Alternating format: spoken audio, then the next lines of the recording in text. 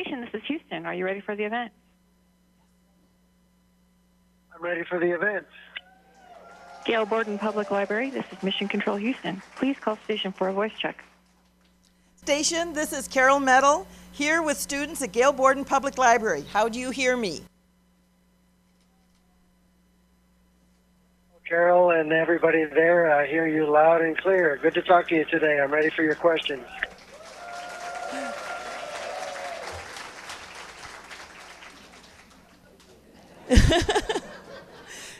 Good morning, Jeff Williams. We have many questions to ask, and we are excited to be asking them of an astronaut who has so much experience in the International Space Station. And even though we are Bears fans, and I'm assuming that you, coming from Wisconsin, root for the arch-rival Green Bay Packers, we still have a lot of energy in this room, right, kids?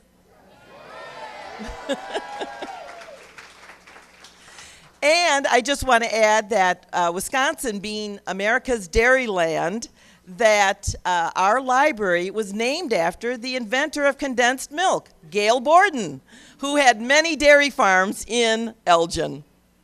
Libraries are huge supporters of technology education. We present and we sponsor many technology events as well as teaching classes in technology. We know that your father, Jeff, was a teacher, and I'm sure that your family knew the power that libraries can bring. In this library alone, our many resources include over 2,500 space-related materials and so much information for everyone to learn about space and astronomy and all. We are so very proud to host this very special and unique event.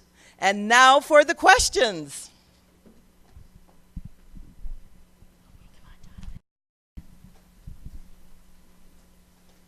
Hello, this is Donovan. After all of your training, what surprised you the most about being on the International Space Station? It's a good question. I don't know if I've had any real big surprises. Maybe that's the biggest surprise I have had, is that there are a few surprises up here. We trained for years, as you probably know. We trained not only in Houston, but also in Russia, Japan, and Germany, and Canada to cover all the systems and all the operations that we do. And the training is very good and effective. So thankfully, even though we've had some unexpected things occur up here, they've been things that we have trained for and prepared for, thankfully.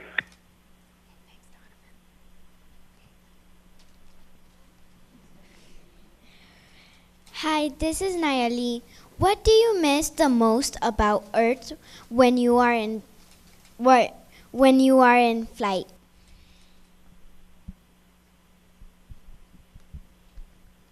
That's a very good question. Obviously, the thing I miss the most is my family, my wife, my kids, my grandkids, my daughters-in-law.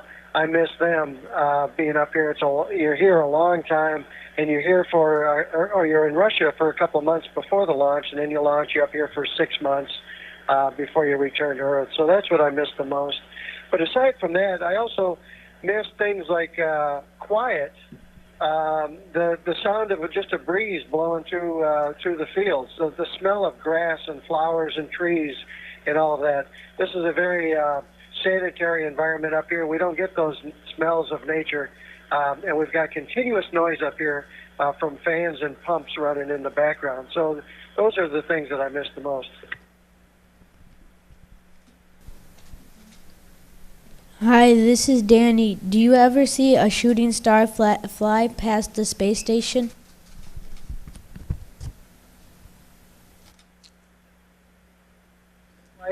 I'm sorry, I missed that. Do I ever see shooting stars? Is that what you said? Yes. As a matter of fact, to see a shooting star, you see it when a meteor hits the atmosphere, and then we call it a meteorite. And we see it because of the friction and the heat that it builds up because it's going so fast through the atmosphere. We're above the atmosphere up here. So to see meteorites And I have seen a couple on occasion when I've been in the window looking out at an Earth nighttime, orbital nighttime, when it's night where we're flying over. I've seen them, but they've been below us, which is very strange as they pass through the atmosphere. But I have seen them on occasion. Hello, this is Jillian. What experiments are you working on in space that will help people on Earth? Well, I hope that most of the experiments that we have up here will help in some way, either directly or indirectly, the people on Earth. And we do a wide variety of experiments, as you probably know, doing your research into the program. We do experiments across the different spectrum of science disciplines. One of the most interesting things that we do, areas that we study, are the human body and the effects of weightlessness on the human body.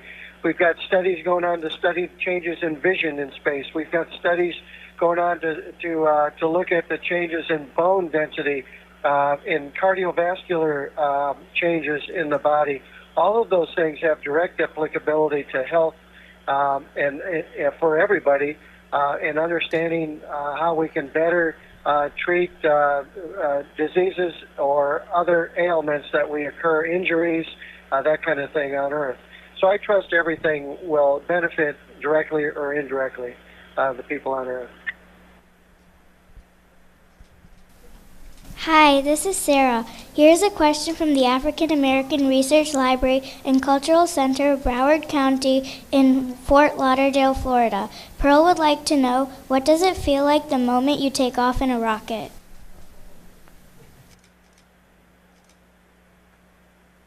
You know that something significant just happened in your life when the rocket lifts off from the launch pad. It's almost getting fired, like imagine getting fired on a slingshot or whatnot. Although it starts out kind of slow, there's a lot of rumbling, and when you first lift off the launch pad, it seems like you're moving very slow, but the acceleration builds up very, very quickly, and it only takes a few seconds before you realize that you are moving out and you're moving out fast.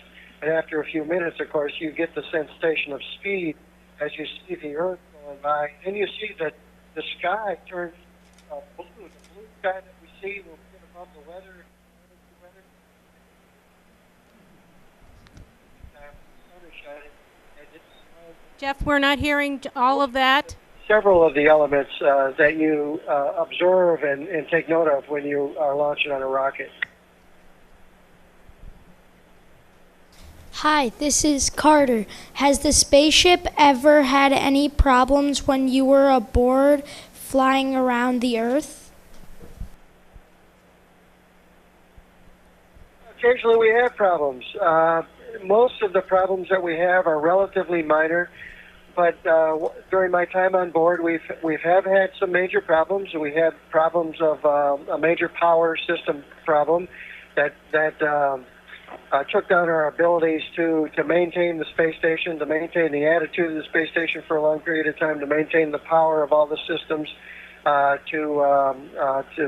in a real long term, like days, it had a direct impact to the life support system. So those are major problems. One's probably the worst, the most serious thing that we had while I've been on board was a fire in the Russian segment. Thankfully, we responded as we're trained, and we saved the situation fairly rapidly. It did cause some contamination into the atmosphere, and we had to clean up the atmosphere. But thankfully, we were safe the entire time, and we resolved the problem. But those things do occur. We spent a lot of time training before the flight to react to those kinds of problems if they occur.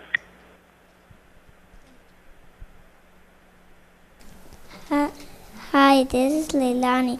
Will pets ever be allowed on the International Space Station?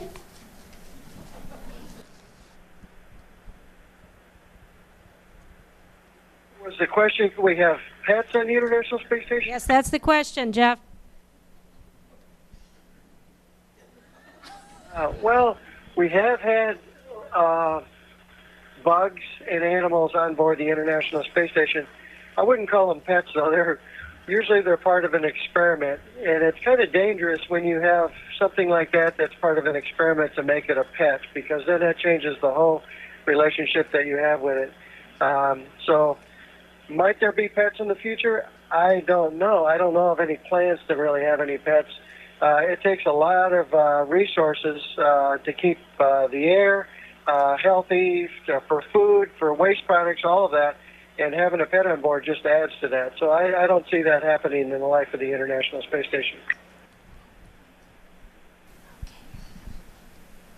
Hi, this is Bridget. How many astronauts are on the space station with you, and from what countries? The International Space Station is very international. We typically have a crew of 6 on board. Currently, we have 3 of us on board. There are 2 Russians and me on board right now. We had 3 others just leave a little over a week ago, an American, a Russian, and a British astronaut. We are awaiting their replacements, which will be a Japanese astronaut, an American astronaut, and another Russian cosmonaut. I've been on board with Canadians, with Germans, with Belgians, there have been French astronauts on board, and there have been astronauts from many countries, from the European Space Agency, from Japan, from Canada, from America, and from Russia. So it is very international. Normally the crew is made up of 6. Currently we're going through about a 3-week period of 3 of us. Hi, this is Caden. Here's a question from the Waukegan Public Library in Waukegan, Illinois. Elena would like to know, how did you become an astronaut?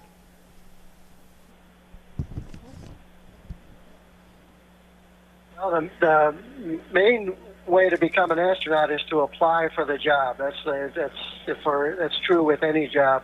But the criteria and what makes you competitive is very unique, I would say. Historically, about half the astronauts have been from military backgrounds, and like myself, most of us are from aviation communities and the different branches of services. Most of us are experimental test pilots. So that's historically half the astronaut corps.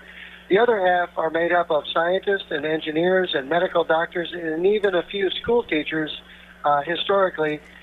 Most of them have master's degrees or PhDs, or as I said, medical doctors in different fields of science and engineering. Just about everybody has good, strong operational background, too. A lot of people have worked in extreme environments or in environments that are very operationally oriented. A lot of people among the civilian ranks also have aviation backgrounds, are private pilots and such. But just about everybody is in science, engineering, technology of some type, or the medical field. Hi, this is Anya, and my question is, what do you eat in space? Our menu is varied, wide and varied. Of course, it's hard to have food up here that we don't have a refrigerator. Well, we have a small one, but the food is not refrigerated in general. So it has to have a shelf life that lasts a long time, months at a time. So we have a lot of food it's like military meals ready to eat. Like this here is chicken with corn and baked beans, and you just heat it up and cut it open and eat it. We've got a lot of other food that is dehydrated. Right here, it's probably one of your foods, asparagus. We have lots of vegetables like dehydrated. You stick a needle in the end of the little bag and stick hot water in it. In 10 or 15 minutes, it's ready to eat. Cut it open with a pair of scissors and dish it up with a spoon. We have lots of different kinds of foods. All of the ingredients that you might think of, all the vegetables that you might think of, side dishes, desserts, and then of course we have drinks, and the drinks come in bags like stick Jeff, we're not hearing you real well right now. This is a chocolate breakfast drink like you might have in your house. So that's one example. I typically drink coffee every morning, but through a straw. All our drinks are done through a straw. We also have a lot of international food. We've got a lot of Russian food on board. We sometimes have European food and Japanese food, and even Canadian. The Canadians contribute some unique food, like smoked salmon.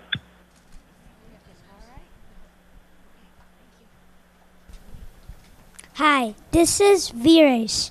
If you discovered a planet, what would you name it?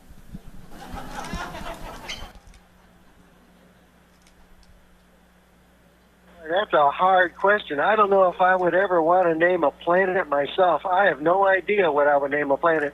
I think that's such a significant thing to name a planet that it would have to be much, much bigger than me. We'd have to involve people around the world, and maybe even children around the world. Have a contest to come up with a name, and then have a selection committee to choose the winner. That's much bigger than me, though. Hi, this is Enzo. Would you want to go on a mission to Mars? That's a good question. Thankfully, I don't have to answer that question because I think Mars will be beyond my career. That's a completely different mission. You know, we leave Earth and we orbit the Earth, and we can look out the window from the space station. We can see the Earth all the time, day and night. We orbit the Earth 16 times a day, every 90 minutes. And Earth is our home, so there's a connection there. The trip to Mars will also last months. So you're off the planet for months, but you're also out of the view, largely, of the planet. You can't even see stars out there because the sun is shining. We only see stars here when we are behind the shadow of the Earth and the sun isn't shining on us. If the sun is shining on us, it's so bright we can't see the stars. So that's a completely different mission. So thankfully, I don't have to answer that question whether I would go to Mars if asked to. Hi, this is Evan. I have a question from the Yuma County Library in Yuma, Arizona. Ben would like to know, is it fun to play with your food in space?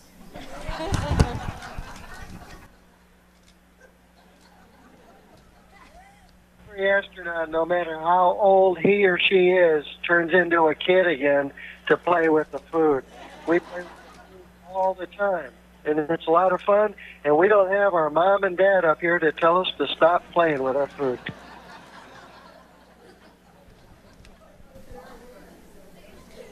Hi, this is Madison. Do you think there is life on another planet? That's a good question. I know that question comes up all the time, and that's largely what's driving, or in part what's driving, I think, space exploration and the goal to get to Mars. Personally, I don't see any evidence that there's life on other planets, but it sure doesn't hurt to go look for it. And even during the looking, who knows what we're going to discover. The history of human civilization is really the history of discovery and exploration. And if you study history, my father was a history teacher. If you study history, you grow to appreciate how important discovery, exploration, trying to figure out what's around the corner, what's over the horizon, what's on the next planet is to the future of civilization. Hold, stand up here. I'm understanding that we are that we are having to say goodbye, Jeff. From Elgin, and we know what your words of wisdom have been, and it's about discovery, innovation, and expanding boundaries. And if you have done this today, and so we're going to grab, please, everyone come around here. All the kids come. I need some on the floor here too. Bye. Station, this is Houston ACR. That concludes the event. Thank you. Thank you very much. Thank you. And guests at Gail Borden Public Library Station, we are now resuming operational audio communications.